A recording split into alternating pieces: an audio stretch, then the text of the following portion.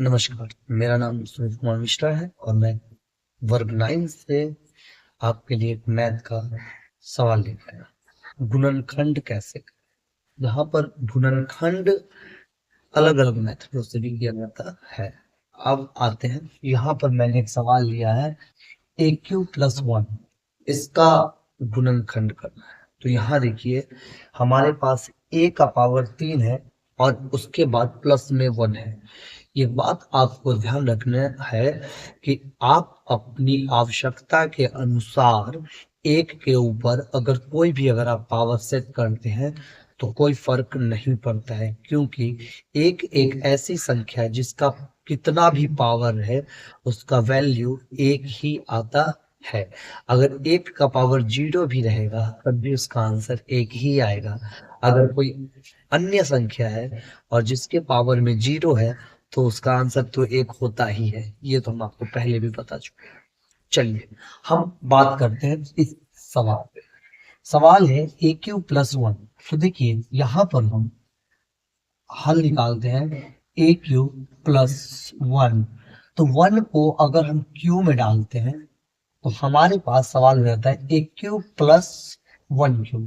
तो हमारे पास एक फॉर्मूला होता है a cube plus b cube बराबर a plus b into a square minus a b plus b square. इस बात को आपको ध्यान रखना है कि एक फॉर्मूला होता है a cube plus b cube into फिर दूसरे ब्रैकेट में a square minus a b plus b square. देख सकते हैं आप देखें। तो यहाँ हमें देखना है कि ए क्यू प्लस बी क्यू, ठीक। तो इसको यहाँ ए के जगह पर तो ए है, मैचिंग है, लेकिन बी के जगह पर उसमें बी है तो इसमें ए है।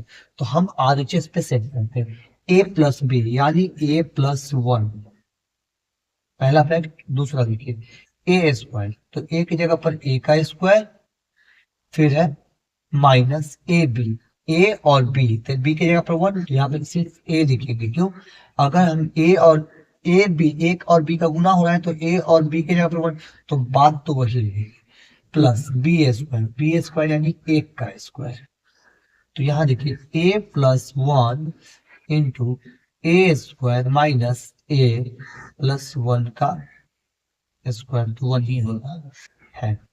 अब यहाँ देखिए, अगर आपको आगे भी बनाना है तो मैंने एक सवाल में बताया हुआ है कि आप इसको मतलब कि द्विघात सूत्र पे जा सकते हैं या फिर इसका गुणनखंड कर सकते हैं, अन्यथा आप इसे छोड़ेंगे तो ये इसका गुणनखंड है।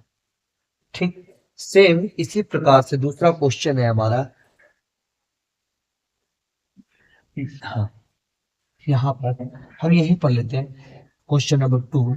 m का पावर 6 प्लस n का पावर 6, m का पावर 6 है और n का पावर 6 है। अब देखिए, इसको हम दो तरीके से बना सकते हैं।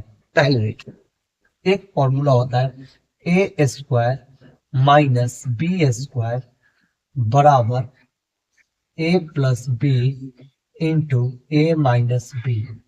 लेकिन उसको हम कर सकते हैं, लेकिन हम इसी पे आपको बना के बताते हैं, क्योंकि बीच में प्लस है, बीच में प्लस है, आपको समझ में आए। तो यहाँ देखिए क्यू है, पावर दोनों का क्यू है, लेकिन इनका पावर 6 है। तो हम यहाँ लिख सकते हैं, हम पावर का गुणनखंड कर लेंगे तो 3 पावर बाहर रखेंगे और दो पावर अंदर रखेंगे, 3 पावर बाहर। तो यहाँ देखिए हमारे पास हो गया सवाल एम स्क्वायर का क्यू प्लस एन स्क्वायर का क्यू। क्यों? 3 दूनी 6, 3 दूनी 6 सेम। अब इसको हम फॉर्मूला में बिठाते हैं। बोल रहा है ए प्लस बी, पहले बोला ए प्लस बी, तो ए के जगह पर M square plus B, B के जगह पर एन स्क्वायर हो गया हमारा। दूसरा है फिर देखिए ए स्क्वायर, क्या बोला है ए स्क्वायर, तो एम स्क्वायर यानी ए की जगह एम स्क्वायर तो उसका भी स्क्वायर, तो यहाँ पे बड़ी ब्रैकेट हो जाएगी, आपको दिख रहा होगा, माइनस फिर बोला है ए बी, ए की जगह पर एम स्क्वायर गुने एन स्क्वायर, बीच में गुना नहीं देते हैं।